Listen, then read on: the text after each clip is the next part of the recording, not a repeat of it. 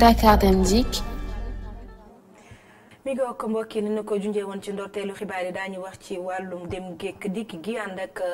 waa Dakar Dem Dikk wala sax Sénégal Dem Dikk xool ci biir réew mi ni ñuy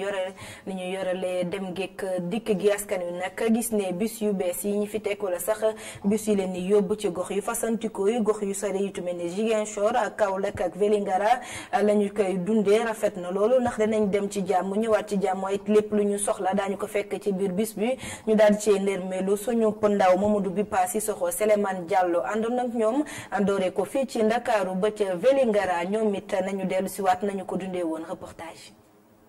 te 7h50 terminus Liberté 5 ay simili des avant départ bus Sénégal Dem Dikk yi voyageurs yeeg conducteur ak responsable ligne yi ñu ngi ci dernier réglage yi 8h jot bus bi jël départam jëmale Vélingara pour améliorer confort yi passager di nekkee bus yi nañ ko climatiser te bu eggee Tamba ak Kaolack day def ay pause yu 20 minutes.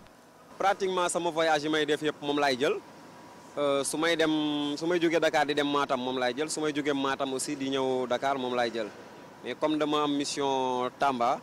bi ma nekkee Matam laa def réservation après ma ñëw Dakar pour rallier Tamba. non sérieusement conditions yi c'est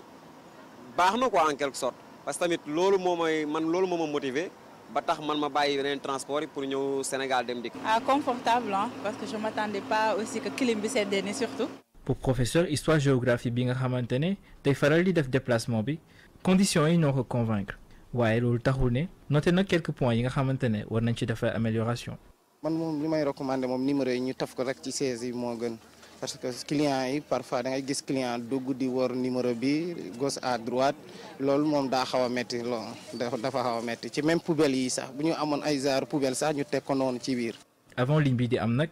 bus yi di jëm Kolda la ñuy war a dem Vélingara doon jël waaye léegi Dakar Vélingara la ñuy def sans détour waaye ñi jëm Tamba aussi ñu ngi siy profité su fekkee passager yi qualité service bi convaincre na leen jàpp nañ ne ay amélioration aussi war nañ ko def. pour l'instant ñu ngi départ 6 heures mais parce que boo xoolee yeneen lignes yi yëpp yu ci bëri sensé nañ leen mais comme liggéey bi parfois dañuy sensé xool su fekkee ne baax na arrangé na clients yi ñu continuer def loolu mais xam naa bientôt dinañ sensé départ yi quoi. ñoo ngi départ léegi 7 heures au lieu de 6 heures du matin dañoon départ léegi 7 heures la ñuy départ foofu. mais nag le problème en est que dañu bëggoon toujours xam nga clients yi xam nga toujours soo fay départ 6 heures du matin da ngay bàyyi ay clients xam la da ngay bàyyi ay clients. dañuy tardé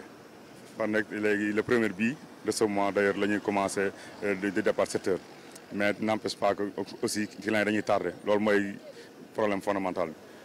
depuis 3 ans tey jii Sénégal Dem Dikk mi ngi amal ay dem ak ñëw ci région yi fii ci Sénégal ci secteur transport boo xamante ne ay accident de la route bëri na ci lool.